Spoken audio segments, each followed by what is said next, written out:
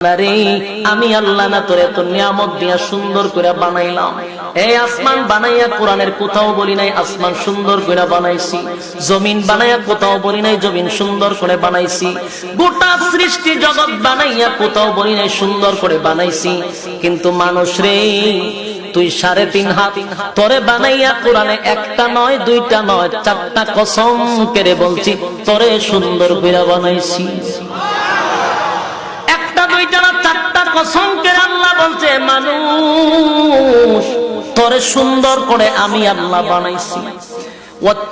তিন ফলের কসম, জাইতুন ফলের কসম, তুরে সিনিনা সিনাই পর্বতের কসম, হাযাল বালাদিল আমিন পবিত্র মক্কা নগরীর কসম।